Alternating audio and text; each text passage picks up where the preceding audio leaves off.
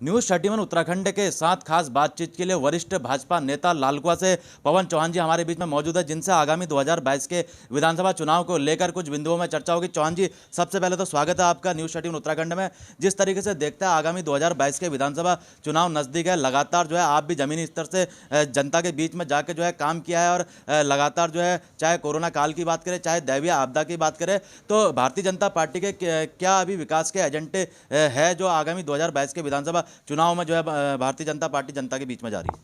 देखिए, भारतीय जनता पार्टी पहली ऐसी पार्टी है हिंदुस्तान की जो चाहे केंद्र की सरकार हो चाहे राज्य की सरकारें हों, उन्होंने हमेशा जो निर्णय लिए हैं वो जनहित में लिए हैं, गरीबों के लिए लिए हैं।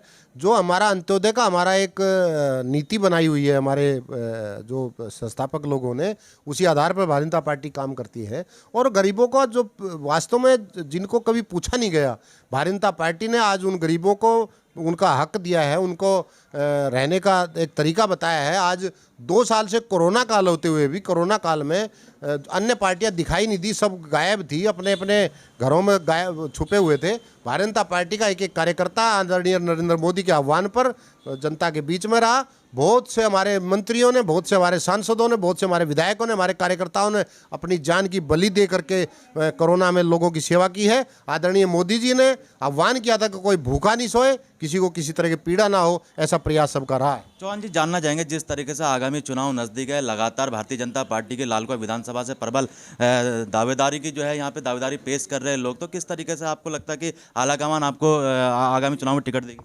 देखिए, मैं हर मामले में फिट बैठता हूँ। जो हमारे भारतीय जनता पार्टी की रीति नीति, उसके आधार पर 2012 में मैंने चुनाव के लिए टिकट मांगा था, प्रमुख दावेदार था, नहीं मिला। मैंने भारतीय जनता पार्टी का शहर स्वीकार किया निर्णय को और लड़ाया, 2017 में भी लड़ाया। अब चूंकि इस बार मैं पूर्ण रूप से आशावान हूं और मेरे को निराश पार्टी नहीं करेगी, ऐसा मेरा मानना है। क्योंकि मैं 24 घंटे भारतीय जनता पार्टी के साथ साथ जनता के बीच में बैठ करके सेवा करता हूं, भाजपा की तो करता ही हूं।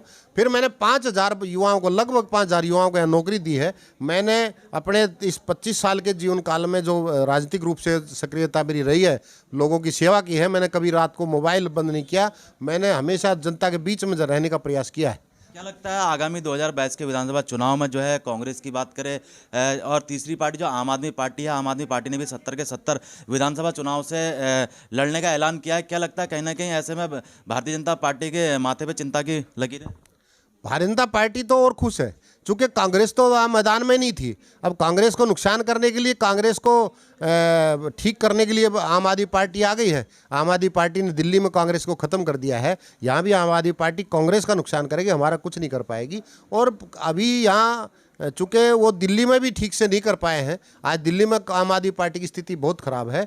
तो यहाँ हर आदमी उनके बारे में जान गया, असलियत जान गए हैं कि वो झूठे बात करने वाले, और समझ लीजिए आप सबसे बड़े क्या कहेंगे उनको, मेरा यह शब्द सार्वजनिक रूप से मैं नहीं बोल सकता, केजरीवाल जी धोखेबाज हैं, जनता को धोखा देते हैं। जब कोरोना काल में जब जनता को जरूरत पड़ी थी केजरीवाल की, तो बॉर्डर पर इकट्ठे करके सबको यूपी बॉर्डर पर छोड़ आए थे, योगी जी ने उनको संभाला था, वही केजरीवाल है। भाजपा का नारा है 60 के पार, इस बार 60 के पार जाएगी बात। भारतीय जनता पार्टी, चूंकि मैदान में कांग्रेस सामने है ही नहीं, जनता सब जानती है। पूर्व में कांग्रेस के कार्यकलाप देखे हैं, चाहे वो मुख्यमंत्री के रहे हों, चाहे विधायकों के रहे हों, मंत्रियों के रहे हों।